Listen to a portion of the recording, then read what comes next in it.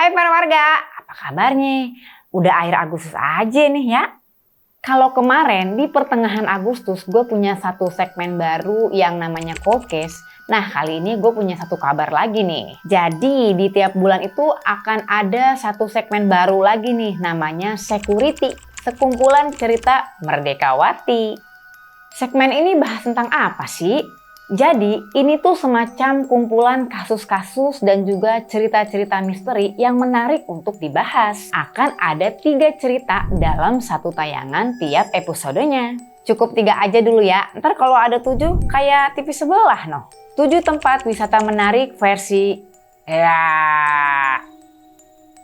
Di episode pertama ini gua akan ngebahas 3 kasus kriminal yang mengubah dunia hukum. Dengan kata lain, ada kejadian atau kasus yang mengakibatkan perubahan, baik secara hukum maupun sistem tatanan di suatu negara.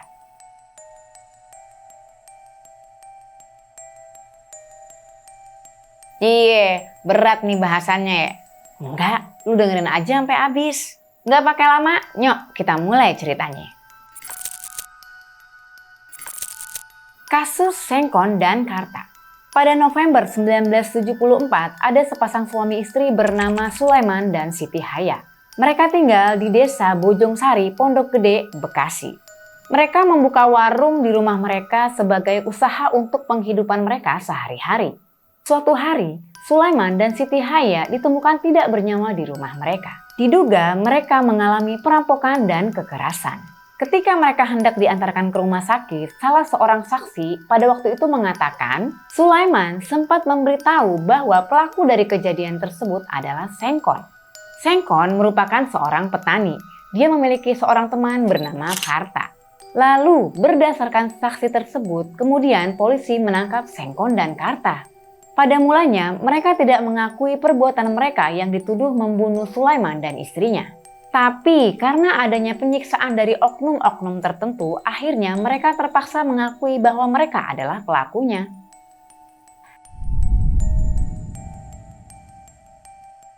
Singkat cerita, dalam proses persidangan pada Oktober 1977, hakim memutuskan Sengkon dan Karta bersalah atas kasus tersebut. Sengkon dihukum selama 12 tahun penjara dan Karta selama 7 tahun penjara. Sengkon kemudian naik banding. Tapi Karta memilih untuk tetap menerima putusan hakim. Usulan naik banding Sengkon ditolak oleh Pengadilan Tinggi Jawa Barat. Akhirnya mereka ditahan di penjara Cipinang. Di penjara, selama dalam masa tahanan, Sengkon menderita penyakit TBC. Di penjara itu juga dia bertemu dengan Gunel. Gunel ini masih berkerabat dengan Sengkon. Bisa dibilang ya keponakan gitulah. Gunel dipenjara terkait dengan kasus kriminal lain dan dia dihukum selama 10 tahun. Nah, para warga, ternyata plot twistnya ada di sini nih. Gunel mengaku kepada Sengkon bahwa dialah yang mengeksekusi nyawa Sulaiman dan Siti Haya.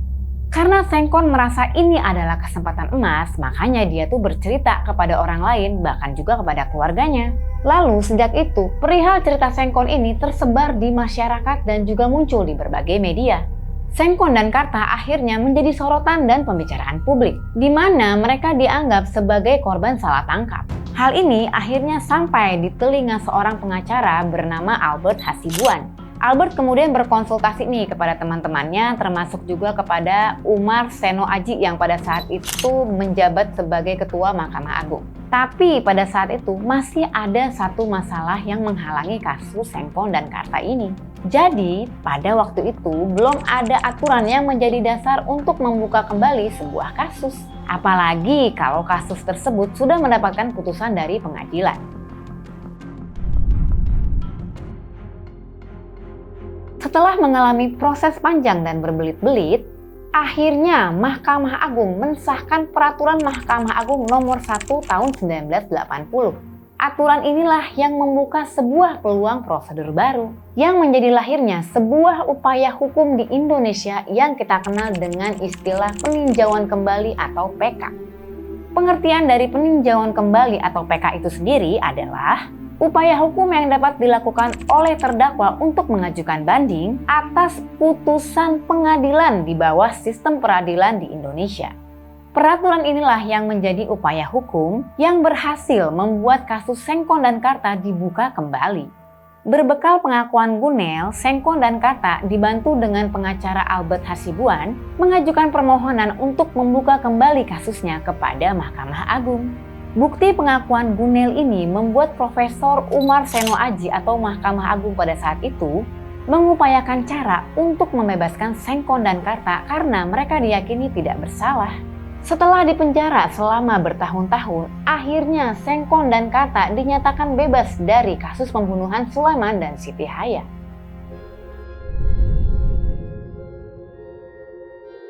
Merasa sudah rugi di penjara selama bertahun-tahun dan merupakan korban salah tangkap, Sengkon dan Karta menuntut ganti rugi kepada pemerintah. Mereka menuntut sebanyak 100 juta rupiah. Alasannya adalah karena setelah keluar dari penjara, kehidupan Sengkon dan Karta ini tidak bisa berjalan normal kembali. Sengkon tidak bisa bekerja seperti biasanya karena penyakit TBC. Tanah miliknya pun sudah terjual untuk memenuhi kebutuhan istri dan anak-anak Sengkon. Hal yang sama dirasakan juga oleh Karta yang menderita karena keluarganya sudah pergi meninggalkan dirinya. Rumah serta tanah milik Karta sudah dijual untuk membiayai perkara hukumnya. Sayangnya sebelum kasus ganti rugi ini berlanjut, Sengkon diketahui sudah meninggal karena penyakit TBC yang dideritanya. Sedangkan Karta harus kehilangan nyawanya karena sebuah kecelakaan.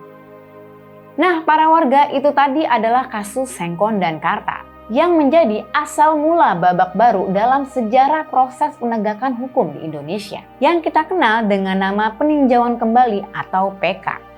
Gue pribadi tarik nafas nih sama kasus ini.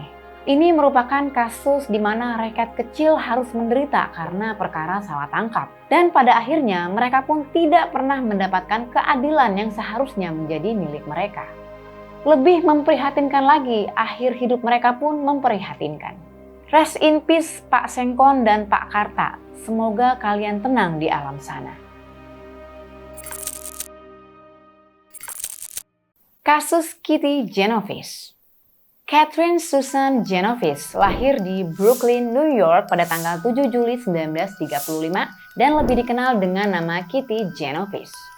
Kitty Genovese adalah perempuan yang pada saat itu berumur 28 tahun.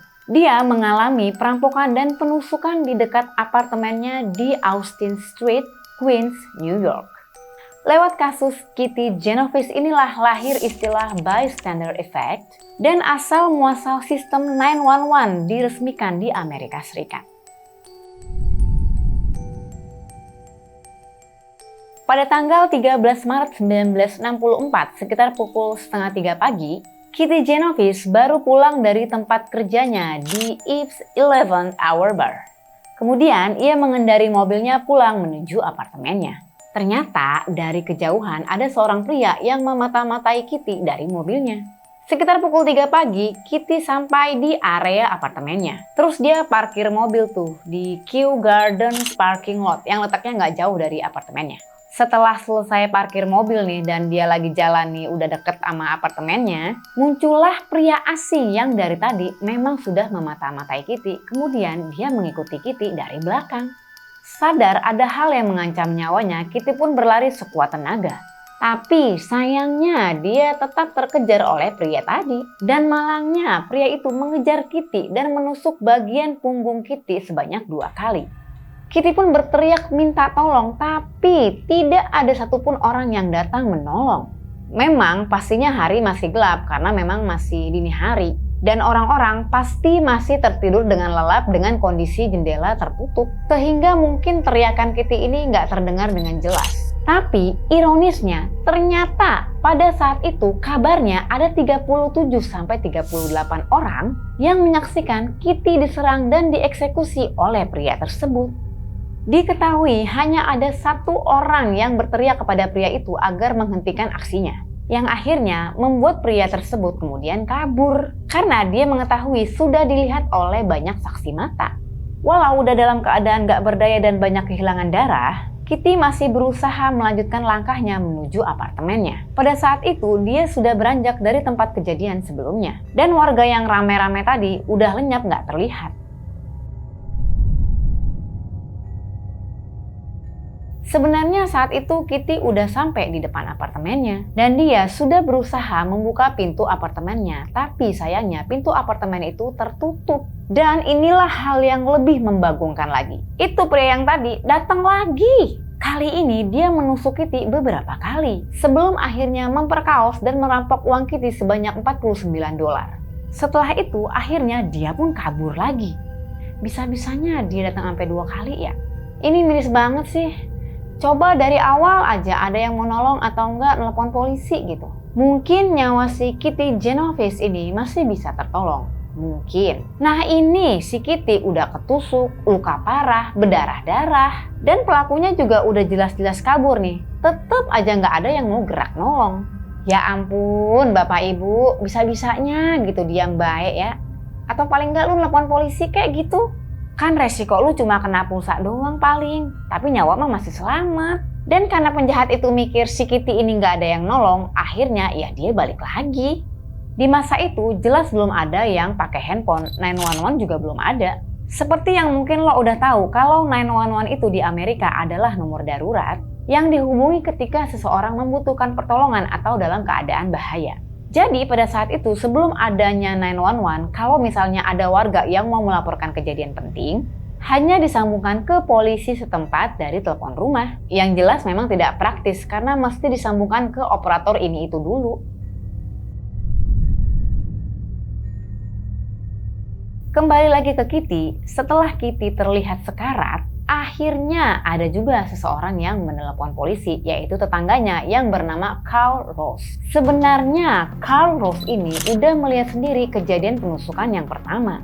Tapi pada saat itu dia masih belum mau tuh nelpon polisi. Pikirnya mungkin ya ntar juga adalah yang mau nelpon polisi selain gue. Kalau bisa dilakukan oleh orang lain, kenapa harus gue yang melakukan?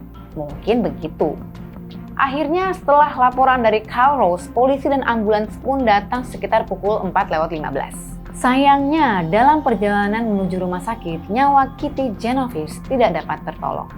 Singkat cerita, setelah polisi melakukan investigasi, pelaku dari kasus ini yang bernama Winston Moseley ditangkap 6 hari setelah kematian Kitty Genovese. Ia dijatuhi hukuman mati pada tanggal 15 Juni 1964. Tapi kemudian hukumannya diubah menjadi hukuman seumur hidup pada tahun 1967. Nah sekarang gue mau bahas tentang bystander effect dan sistem 911 yang tercipta karena kasus Kitty Genovese.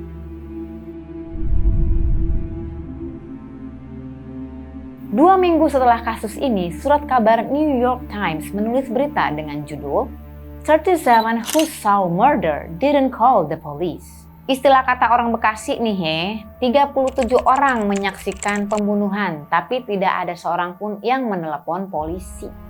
Berita ini memuat tentang eksekusi penghilangan nyawa Kitty Genovese dan juga fokus sang penulis berita kepada orang-orang yang diduga sebagai saksi mata yang benar-benar melihat kejadian sadis tersebut tapi tidak berbuat apa-apa.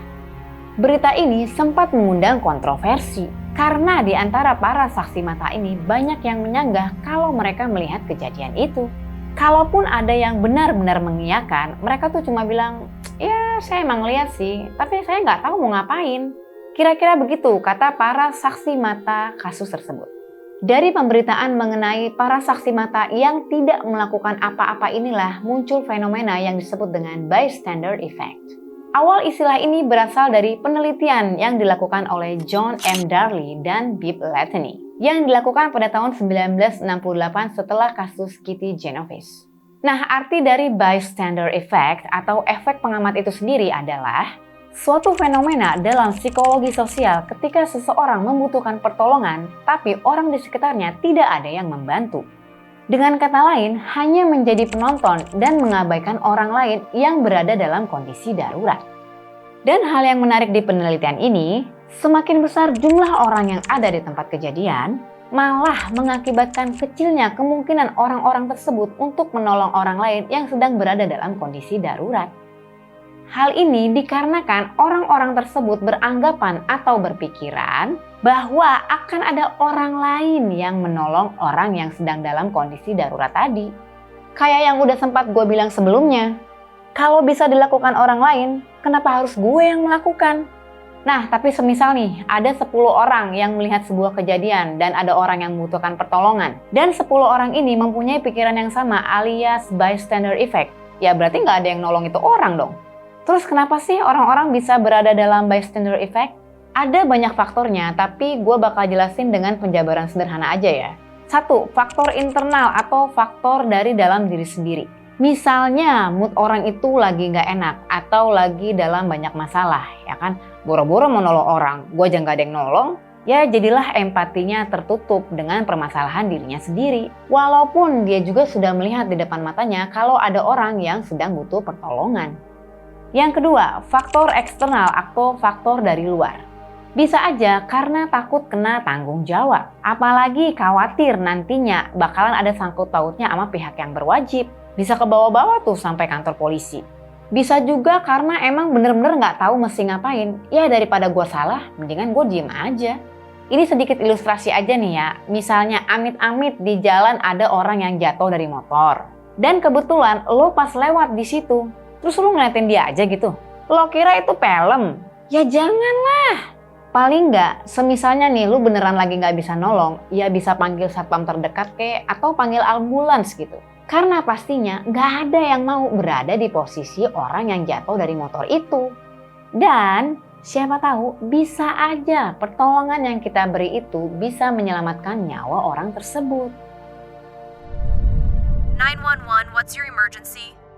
Setelah munculnya fenomena bystander effect, akhirnya pemerintah setempat mulai mengembangkan suatu sistem darurat nasional. Lembaga Komisi Komunikasi Federal bekerja sama dengan American Telephone and Telegraph Company atau AT&T membentuk sistem komunikasi yang bisa membantu memudahkan masyarakat untuk menghubungi langsung pihak terkait apabila mereka berada dalam situasi darurat. Akhirnya, 3 tahun setelah kasus Kitty Genovese terjadi, lahirlah sistem panggilan darurat 911. Miranda Rights. Buat lo para pecinta film nih, terutama khususnya film yang bertema detektif atau kriminal, pasti pernah mendengar kalimat ini nih. You have the right to remain silent. Anything you say or do can be used against you in a court of law. You have the right to an attorney. If you cannot afford an attorney, one will be provided for you. Pernyataan dari film tadi dikenal dengan istilah Miranda Rights atau Miranda Warning. Bahasa Bekasinya ini adalah hak-hak Miranda. Ini bukan Miranda yang rasa jeruk itu ya, bukan. Miranda Rights atau Miranda Warning biasanya diucapkan oleh penegak hukum ataupun kepolisian pada saat sebelum tersangka menjalani proses penyelidikan. Misalnya polisi abis nangkep penjahat maling ayam nih, terus dibawakan ke kantor polisi buat diinterogasi. Nah, biasanya sebelum dilakukan pemeriksaan atau ditanya-tanya sama polisi, polisi memberikan pernyataan Miranda Rights dulu kepada si tersangka maling ayam tersebut. Jadi intinya Miranda Rights itu mengatur tentang hak-hak seseorang yang dituduh atau disangka melakukan tindak kejahatan ataupun kriminal sebelum akhirnya diperiksa oleh penyidik atau instansi yang berwenang. Jadi kalaupun ada orang ketahuan terdakwa kasus apa gitu, itu orang masih punya hak walaupun dia udah salah di mata hukum.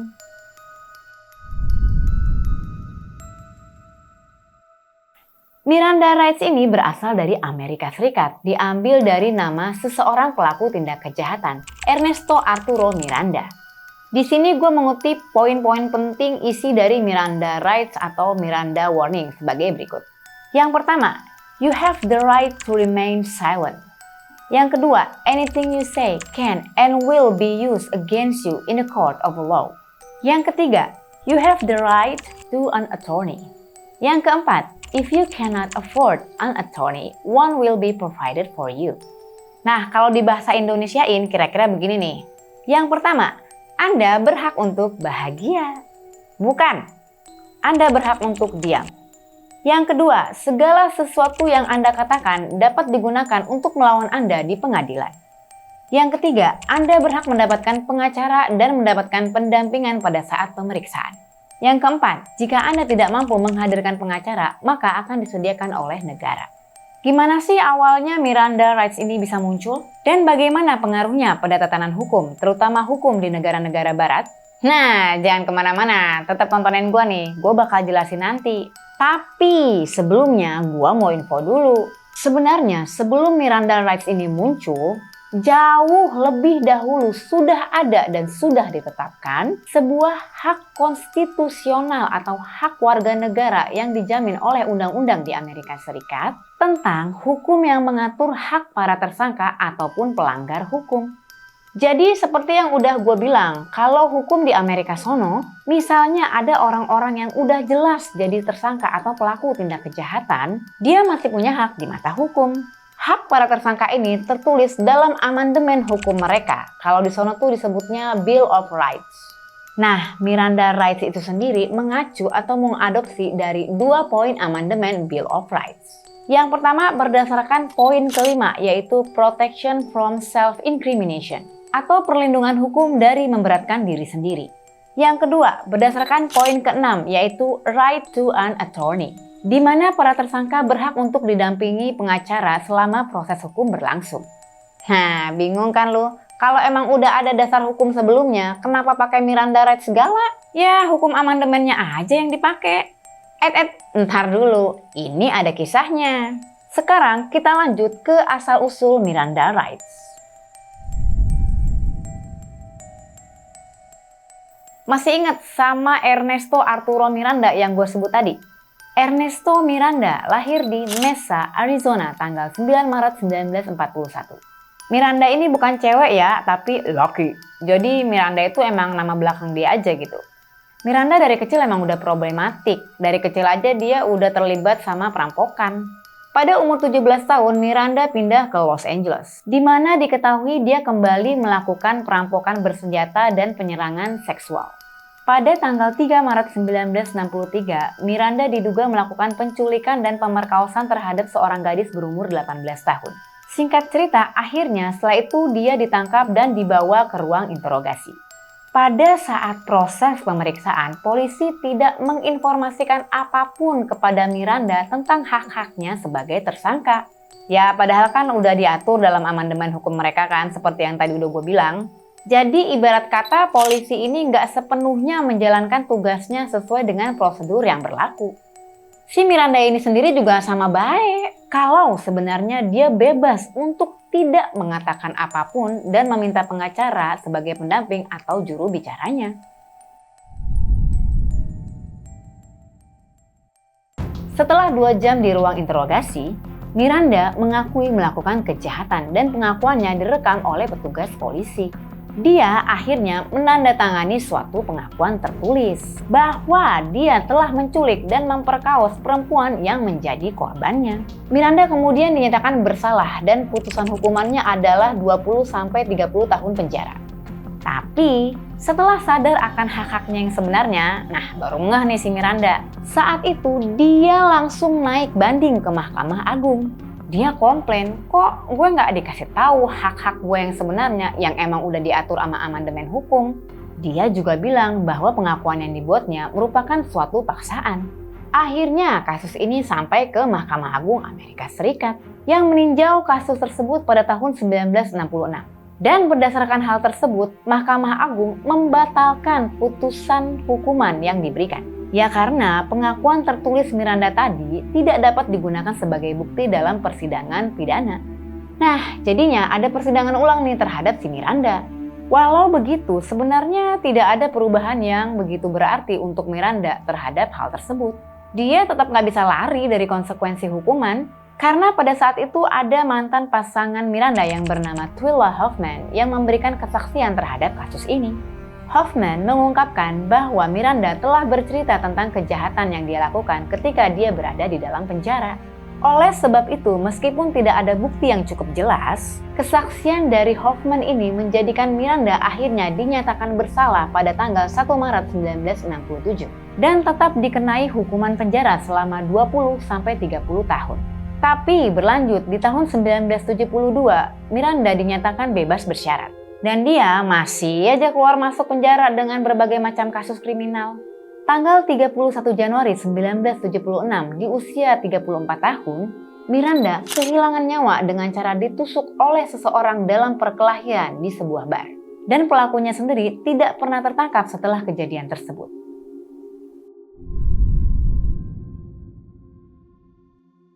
Akhir cerita, sebagai buntut dari kasus Ernesto Miranda, Mahkamah Agung pun mengubah prosedur pidana Amerika Serikat, bahwa setiap orang di Amerika yang menjadi tersangka harus diberitahu tentang haknya hingga benar-benar memahami. Jadi, Miranda Rights ini sebenarnya merupakan sebuah penegasan hukum yang memang sudah ada sebelumnya tanpa mengabaikan asal-usulnya, yaitu amandemen dari Bill of Rights. Tapi biar lebih praktis dan efisien, biar lebih gampang gitu ngomongnya di masa kini, maka digunakanlah pernyataan Miranda Rights. Dalam Miranda Rights ini juga berlaku bahwa polisi tidak bisa menanyai tersangka di tempat kejadian. Dan jika dilakukan, maka hal tersebut dianggap tidak sah dan tidak dapat dijadikan bukti di pengadilan. Kecuali polisi hanya menanyakan tentang identitas, itu masih bisa diperbolehkan. Penangkapan dinyatakan ilegal jika penyidik atau polisi mengabaikan pembacaan hak-hak tersangka. Miranda Rights atau Miranda Warning akhirnya banyak dipakai di negara-negara di seluruh dunia, terutama di negara-negara barat. Nah, di Indonesia sendiri, Miranda Rights juga diatur dalam Kitab Undang-Undang Hukum Acara Pidana atau KUHAP, khususnya pasal 54, 55, dan 56. Dan selesai sudah Security episode 1 tentang kasus-kasus yang mengakibatkan perubahan baik secara hukum maupun sistem tatanan di suatu negara. Orang-orang dari 3 kasus inilah yang membawa dampak besar bagi perubahan, di mana perubahan ini sangat membantu masyarakat dan bisa dirasakan sampai saat ini. Sekian dulu cerita dari gue, mohon maaf jika ada kata-kata ataupun informasi yang kurang tepat atau penyampaian gue yang dinilai kurang pantas. Tonton terus video-video gue selanjutnya. Mulai tergodang, lanjutkan. Merdeka Atawati!